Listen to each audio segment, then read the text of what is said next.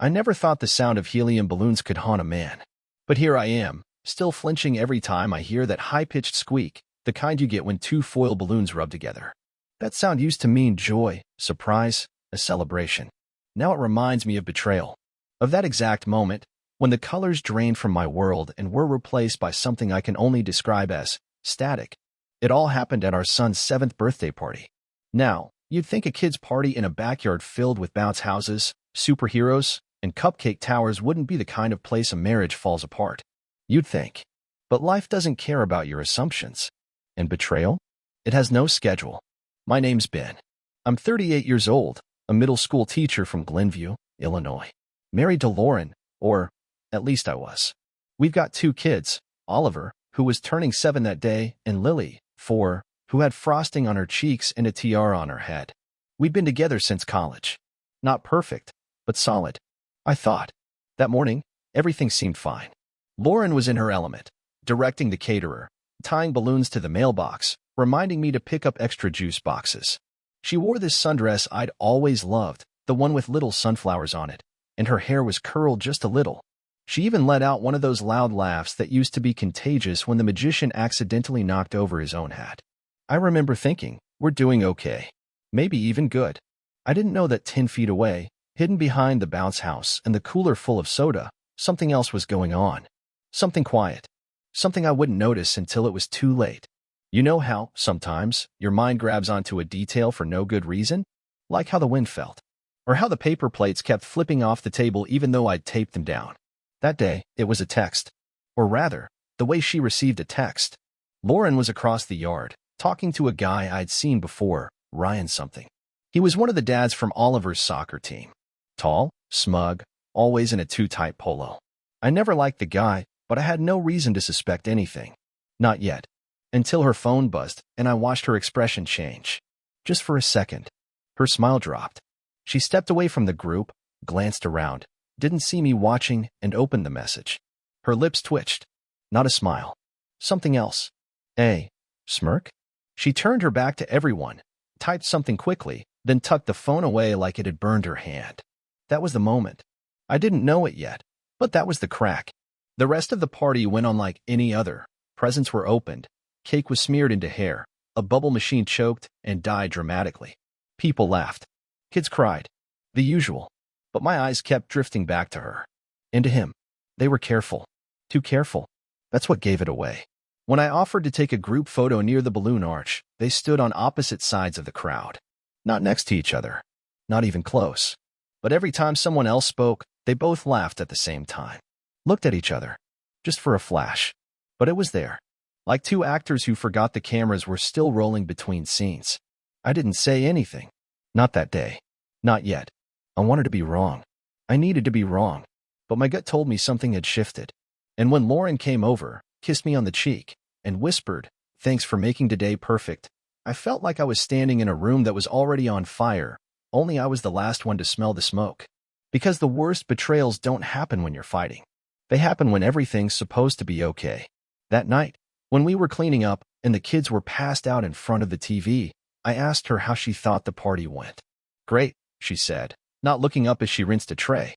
"People seemed happy." "Yeah," I said. "Ryan seemed especially happy."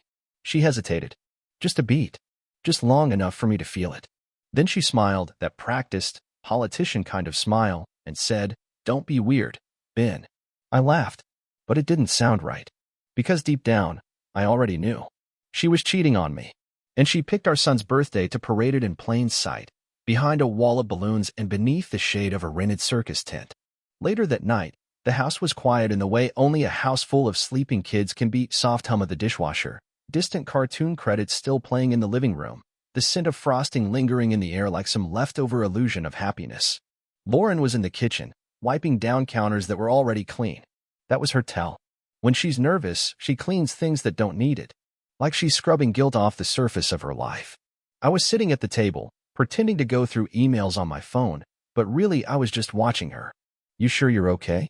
I asked. She looked up, startled, just a flicker, like she forgot I was still in the room. "Yeah," she said quickly. "Just tired." Tired. That was her other tell. It used to mean, "I've had a long day." Now it meant, "Please don't ask me anything." I nodded. You seem quiet after the party. She smiled again, the same tight-lipped smile she'd given me earlier, like a band-aid on a bullet wound. It went great. Why would I be anything else? I didn't answer. I just stared at her, like if I looked long enough, the truth would crack the surface. She dried her hands, took a sip of wine, and leaned against the counter. What's going on, Ben? You've been acting weird all evening. And there it was. The flip. The subtle art of turning suspicion into accusation. I could ask you the same, I said quietly. Her eyes narrowed. Okay. What are we doing here? That was her voice when she was ready to fight. I knew it well. Except I wasn't in the mood for fighting. Do you want to tell me what's going on between you and Ryan? She blinked. Once. Then again. Her posture shifted, just enough to notice. Are you serious? She said, laughing like I just accused her of robbing a bank. I saw the way you looked at each other. And the text. Now she crossed her arms. Defensive. Cornered. You were spying on me at our kid's birthday party? No, I said.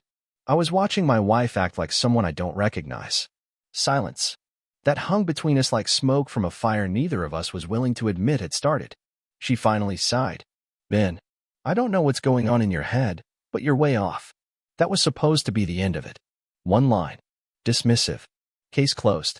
But she was already walking away, toward the hallway, toward the safety of bedroom doors and sleeping children. I followed her with my voice. Then let me see your phone. She froze. Just a half step. That half step told me everything. She turned slowly. Excuse me. Let me see your phone, I repeated. Calm. Even. Her lips parted, but no words came out. You don't have anything to hide, right? She took a breath. Ben, this is crazy. I'm not doing this with you. Why not? Because this is toxic, she snapped. Because you're acting like some insecure psycho. I'm asking for your phone, I said, still calm. Not your confession. She hesitated, gripping her phone tighter. I'm going to bed, she said at last, and turned again. She didn't give me the phone. She just walked off. And that was when I knew. With certainty. It wasn't just a hunch anymore. She was hiding something. Or more accurately, someone. I didn't sleep that night. I lay awake listening to the quiet thump of her phone buzzing on her nightstand every hour or so. The screen would light up, casting this ghostly blue glow across the bedroom ceiling. Each time, she'd roll over and silence it. Sometimes I'd hear the faint tap of her fingers replying. Always quick. Always quiet. I didn't ask. Didn't accuse. I just watched the ceiling and counted the lies. By morning, I had a plan. And it started with a bounce house receipt, a contact name on a guest list, and one of those cheap throwaway phones you can still buy at the drugstore if you pay in cash. If she was going to play games, then I was going to play quietly. Because the truth? The truth doesn't always knock on the door. Sometimes it climbs through the window. The next few days were like living inside a game of chess where one player doesn't know they're playing. Lauren went about her life as usual, school drop-offs, yoga classes, phone calls she took in the backyard when she thought I wasn't listening. She even kissed me on the cheek when I brought her coffee one morning. Smiled like she meant it. But now I knew something she didn't. I wasn't guessing anymore. And I wasn't asking. I was collecting. It started with a throwaway phone and a fake name, just a simple message sent to the party rental guy from Oliver's birthday. Hey, do you happen to have a contact list of the families that attended on Sunday? I lost my phone and want to send thank yous. Thanks. Lauren. He didn't even blink. Just forwarded me the RSVP list with phone numbers attached. I scrolled through until I saw it. Ryan Maxwell, 312 XXXXXX. I saved the number. Later that night, when Lauren was putting the kids to bed, I texted that number from the burner. Meet tomorrow? Usual spot? 2 p.m.? The reply came back almost immediately. Can't wait. And just like that, I had my first breadcrumb. I didn't know what usual spot meant yet, but I knew one thing for sure. They were still meeting. And the only thing worse than a spouse who cheats is one who thinks they're clever about it. So I kept going. Next morning, I left for work like usual, even packed a lunch I didn't plan on eating. But instead of heading to the school, I parked at the corner of 8th and Waverly and waited. It was a sunny Thursday. Calm. One of those suburban days where everyone waves but nobody really sees each other. At 1:54 p.m., Lauren's car drove past. She didn't see me. Didn't even glance. I followed at a distance. I didn't have to get too close. I already knew the way she drove when she thought she had nothing to hide. Fast. Confident. Windows down. Hair tied back lazily, like a woman headed to something familiar. She pulled into the parking lot of a park we used to go to when Oliver was a toddler. The one with the duck pond and the little wooden gazebo hidden behind the trees. She sat in the car for a few minutes, texting. Then she got out and walked. And sure enough, 2 minutes later, Ryan's SUV pulled in behind her. He didn't even park close. Just enough to stay casual. I watched them walk toward the gazebo, not holding hands, but close. Too close for two parents whose kids happened to play on the same team. I stayed in the car. Didn't take pictures. Didn't follow. Not yet. I didn't need proof for a courtroom. I needed it for myself. It's a strange thing, watching your wife walk into an affair like it's a dentist appointment. No hesitation. No guilt. Just routine. I waited for almost an hour. When they came back out, they were laughing about something. She touched his arm. That was enough. On the way home, I didn't cry. I didn't scream. I didn't even grip the wheel tighter. I just turned the radio off and drove in silence. When I got home, Lauren was in the kitchen again, chopping vegetables like nothing happened. She asked about my day, kissed me lightly on the cheek, and said we should plan a weekend trip with the kids soon, just the four of us. I smiled, told her it was a good idea, because part of me still wanted to believe we could fix it. But the other part? The part that watched her touch another man? That part was already packing sandbags for the flood. It started with balloons. It ended with a flash drive. 3 days after I followed Lauren to that gazebo, I got a message from our neighbor, Denise, the sweet older lady who always baked muffins and talked to my kids like they were royalty. She texted me a link to a shared folder and said, "Thought you might want these. I filmed some of Oliver's party for you guys. Such a lovely day." Smiley face. At first, I almost didn't open it. I was too tired, too numb. But something, maybe gut instinct, maybe morbid curiosity, made me click. It was an hour-long video. Shaky footage of kids running around, Lauren cutting the cake, Ryan pretending to juggle for laughs. But then something caught my eye. A frame, just a few seconds long. Denise had filmed Lauren and Ryan talking near the balloon arch, right around the time I noticed her getting that mysterious text. But this time I saw something I hadn't before. Lauren handed him something. Small. Quick. Like a pass-off. And Ryan slipped it into his pocket without even glancing at it. I paused the video. Rewound. Watch again. A USB stick. Why would my wife be handing Ryan a flash drive during our son's birthday party? Suddenly, this wasn't just personal. It felt transactional. The next morning, I left early for work but circled back once Lauren dropped the kids at school. I knew where Ryan parked during the day, that smug white SUV with his company decal on the window. Some boutique marketing firm downtown. I waited until he stepped into the building, then walked up to his car. I didn't break in. I just looked. And there it was, sitting in the center console, clear as day. The flash drive. I took a picture. Close up. Time-stamped. Then I left. I didn't need to steal it. I had a new theory now. That night, I said nothing. Played normal. But while Lauren was in the shower, I opened her laptop. We'd always had the password saved. No need for secrecy in a good marriage, right? Wrong. I checked the browser history. Deleted. But not well. She'd visited 2 places that stood out. A secure document sharing site. A folder labeled Quarterly Projections, Maxwell Media. That was Ryan's company. And Lauren? She wasn't just cheating. She was working with him. Now, here's the thing. My wife isn't some clueless suburban mom. She's a data analyst for a private defense contractor. The kind of company that doesn't allow flash drives in the building. The kind that fires people for printing the wrong page. And suddenly the memory hit me. 2 weeks ago, she came home furious because someone on her team got walked out for misplacing client data. At the time, I believed her outrage. Now, I wasn't so sure she wasn't talking about herself. I waited until she was asleep. Then I did what I had promised myself I never would. I messaged a friend of mine in IT security, a guy I'd helped coach through his divorce, funny enough. I told him I needed a favor. Strictly off the record. It didn't take long. Less than a day, really. And the truth? It hit me harder than her affair ever could. Lauren had been downloading proprietary files, military procurement contracts, encryption analysis, geopositioning logs onto a personal flash drive. And the last file she uploaded? Labeled Project Nightfall, Phase 2. Date: 1 day before Oliver's birthday. That drive she gave Ryan? It wasn't just a little secret between lovers. It was classified. My wife wasn't just cheating. She was committing a federal crime. The thing about learning your wife's been unfaithful is, Eventually, you breathe again. But learning she's been feeding classified intel to her lover? That's the kind of thing that makes your hands shake when you pour your morning coffee. I didn't say anything. Not yet. I was walking around our house like a stranger in someone else's skin, watching Lauren make pancakes, watching her pack lunch for Oliver, smiling, humming, like she wasn't carrying treason in her purse. I needed help.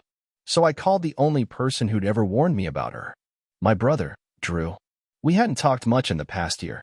He never liked Lauren, said something about her always looking like she was calculating odds. He used to joke, "You married an analyst. Just pray she doesn't start running the numbers on you."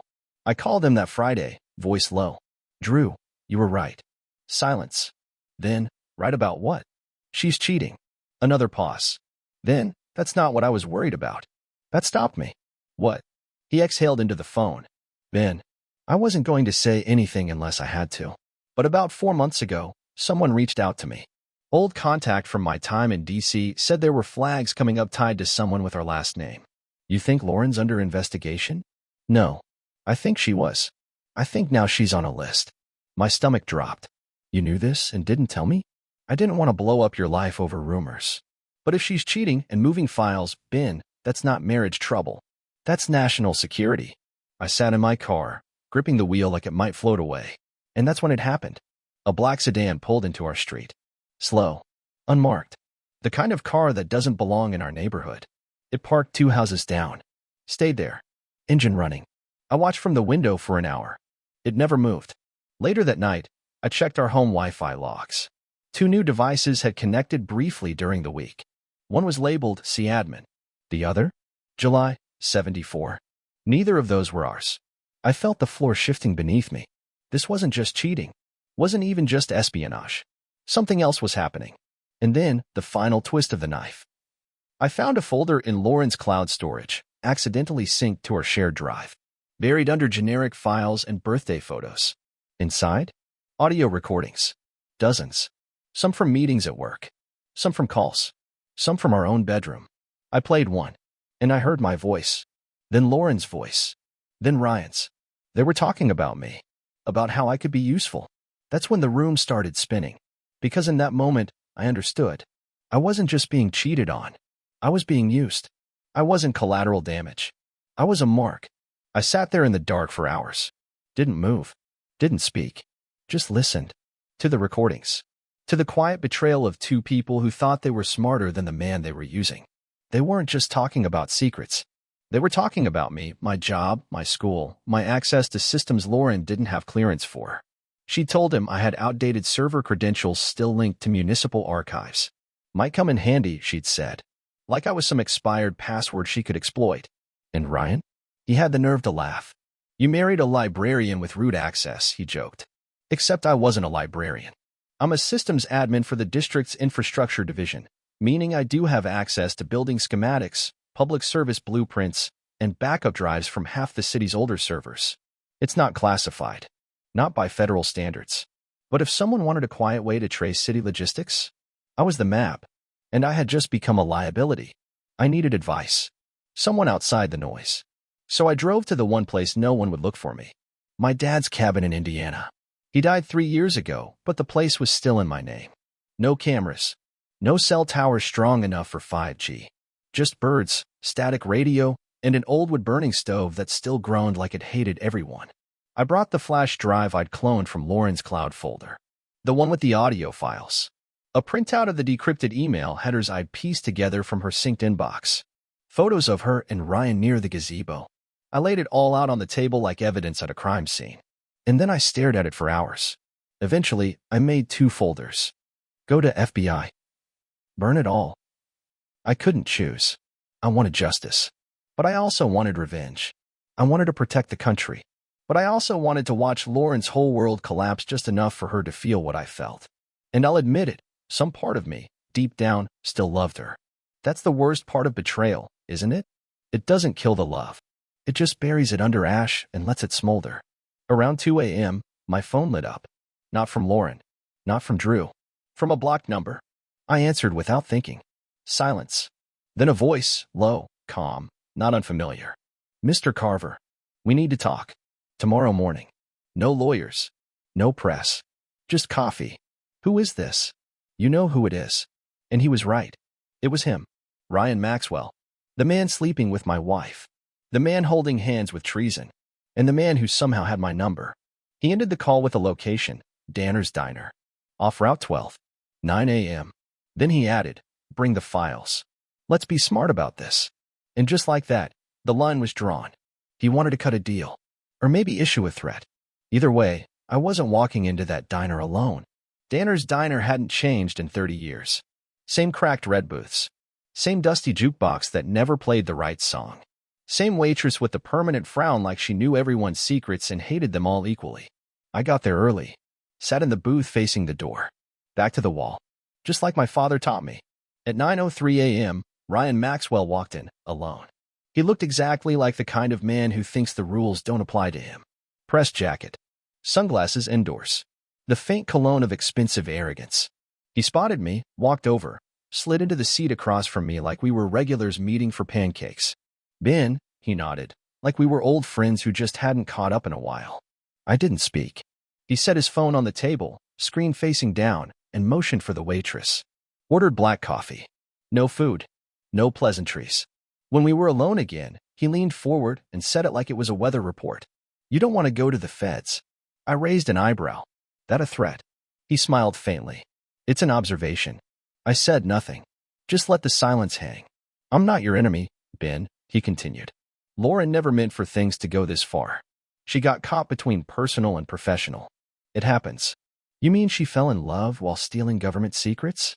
He winced, like the words stung more than he expected. She didn't steal anything. She leaked information that shouldn't have been locked up in the first place. That's a big difference. I stared at him, then pulled a folder from my bag and laid it on the table. Tell that to the people whose names are in here. He didn't touch it. Just looked at it. Then back at me. She still loves you, he said, and it landed like an insult. I laughed once, short and bitter.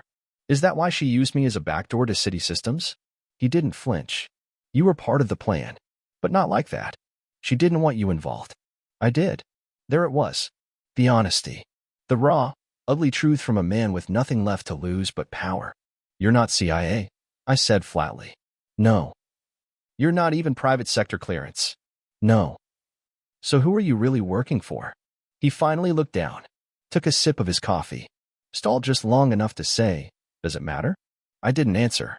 Because yeah, it mattered. He leaned in again. You give me the original files. In exchange, we disappear. Lauren never contacts you again. You get your life back. Your kids. Your peace. No one gets hurt. No one gets hurt, I repeated. Except for the country I live in. Ben, he sighed. You're not James Bond. You're a guy who grades homework and shovels snow. Be honest, if this story were about someone else, you wouldn't even read past the headline. That part actually hurt. Because in some ways, he wasn't wrong. I wasn't trained for this.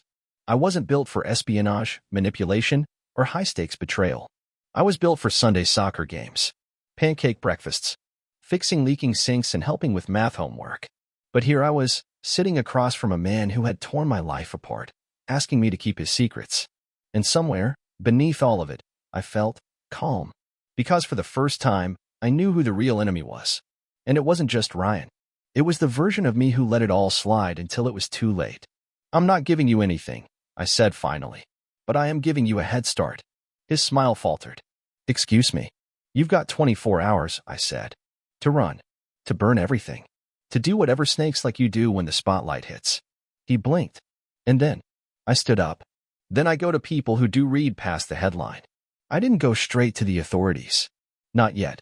Instead, Lauren was in the backyard, watering the herb garden she started 2 summers ago. Mint. Basil. A little rosemary. She said it calmed her. Said it made her feel grounded. I watched her from the kitchen window for a moment. And then I stepped outside. She didn't turn. Didn't even flinch. Hey, she said casually. Want something with dinner? I didn't answer. She finally looked back. And the moment our eyes met, she knew. No guessing. No denial.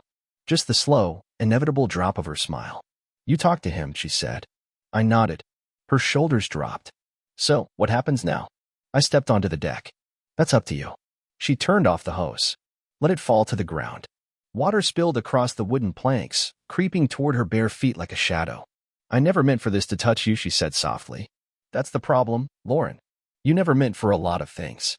She sat down on the patio chair, like her knees had finally given out under the weight of it all. I didn't do it for money, she whispered. Then why? She looked at me, really looked, and for a second, I saw her. Not the traitor. Not the liar. Just the woman I married. And she said something I'll never forget. Because I felt invisible. Every day. At work. At home. Even with you. I swallowed hard. Then why not leave? Because I didn't want to disappear completely. The logic was twisted, but heartbreak has a way of rewiring reason. I wasn't enough anymore, I said flatly. No, she said. You were real. And I didn't know how to live in real anymore. We sat there in silence, the air heavy with all the words we never said during the years we were fine. And then I placed the folder on the table. Photos. Logs. Audio transcripts. The kind of evidence that doesn't just end marriages, it ends careers. Lives. I'm going to the authorities, I said. But not yet. She didn't move. I'm giving you one chance. To turn yourself in. To protect our kids from what this will become. She looked down. And if I don't? Then I'll be the one they see on the news, not you. Her voice cracked. Will you still tell them good things about me? Someday. I stared at her.